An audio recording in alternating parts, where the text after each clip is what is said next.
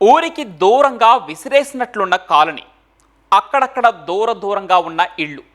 అసలు జనాలే లేని ప్రాంతంలోని ఓ ఇంట్లో హోల్సేల్గా కొబ్బరికాయలు అమ్మబడను అనే ఫ్లెక్సీ ఏర్పాటు చేశారు. తీరా లోపలికి వెళ్ళి చూస్తే కార్పొరేట్ స్టైల్లో ఏసీ రూమ్, ఫర్నిచర్, వాస్ కూర్చునేందుకు జబర్దస్త్ లాంటి వీల్ చైర్ ఉన్నాయి. పైగా ప్రతిరోజు పదుల సంఖ్యలో జనం ఆ ఇంటి ముందు క్యూ కడుతున్నారు. వచ్చిపోయే వాళ్ళ చేతిలో కొబ్బరికాయలు, కొబ్బరి చిప్పలు లాంటివేమీ లేవు, కానీ బ్యాంకు పాస్ పుస్తకాలు మాత్రం ఉంటున్నాయి. అసలు కొబ్బరికాయల హోల్సేల్ దుకాణానికి అంతమంది జనం ఎందుకు వస్తున్నారు? వాళ్ళంతా బ్యాంకు పాస్ పుస్తకాలు ఎందుకు తీస్తున్నారు? అసలు ఆ ఇంట్లో ఏం జరుగుతోంది?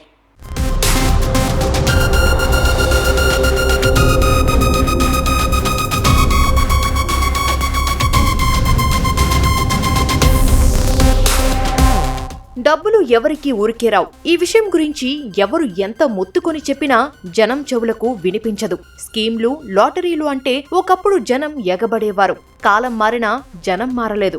దోపిడీలు ఆగలేదు. అవి మరో రూపంలో ఉంటున్నాయంతే. బ్యాంకు ఖాతాల్లోకి వందలు, వేలు ఉచితంగా వేస్తామంటే నమ్మొచ్చు. కానీ ఏకంగా కోట్లు కుమ్మరిస్తారంటే కూడా ఏమాత్రం అనుమాన పడకుండా ఎగబడుతున్నారు. రిజిస్ట్రేషన్ ఫీజు కట్టేందుకు క్యూ కడుతున్నారు. అసలు ఏంటి ఆ స్కీమ్? డబ్బులు ఖాతాల్లోకి వేసేదెవరు? అమాయకపు ప్రజల నుంచి డబ్బులు కట్టించుకుంటుందెవరు?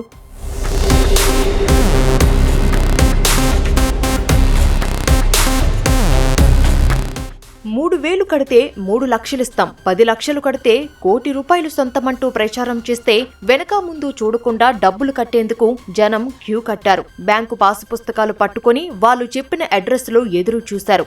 అత్యాశకు పోయి దాచుకున్న సొమ్ములన్నీ మోసగాళ్ల చేతుల్లో పెట్టేస్తున్నారు. అప్పులు చేసి మరీ ఆరిపోవడానికి పరుగులు తీస్తున్నారు.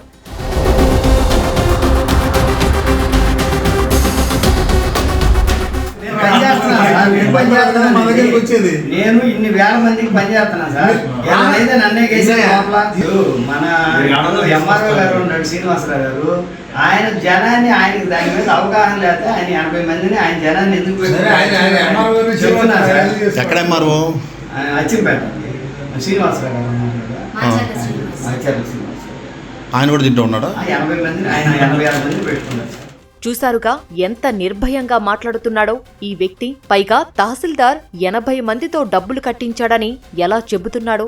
తాము ప్రజలకు సేవ చేస్తున్నామంటూ పోలీసులనే నమ్మించే ప్రయత్నం చేస్తున్నాడు. ఇంతకీ వీళ్లు చేసే పని ఏంటంటారా? ప్రజలను మోసం చేసి డబ్బులు దండుకోవడం. 3,000 కట్టి బ్యాంకు ఖాతా ఈకేవైసీ చేయించుకుంటే మీ ఖాతాలో 3 లక్షలు వస్తాయంటూ ఆశ చూపించి బురిడీ కొట్టించడం.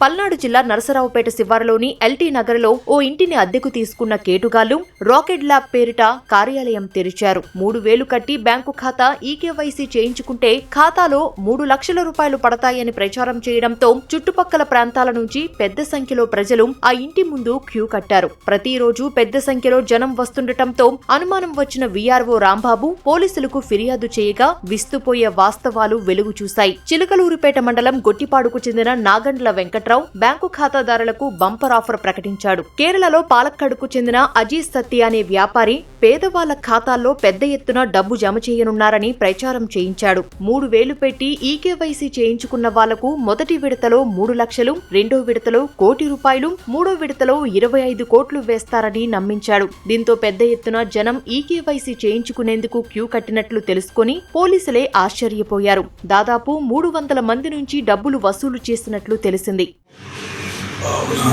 చిగురుపేటలోని ఎల్టీ నగర్లో ఒక షాప్ దగ్గర చాలా మంది జనాలు గుంపులు ఉన్నారు.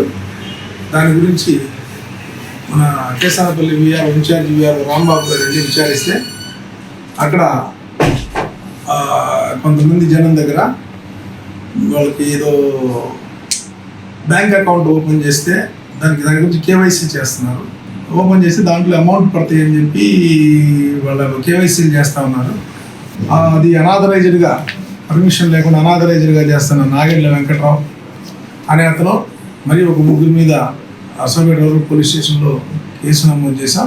దాని గురించి దర్యాప్తులో ఉంది.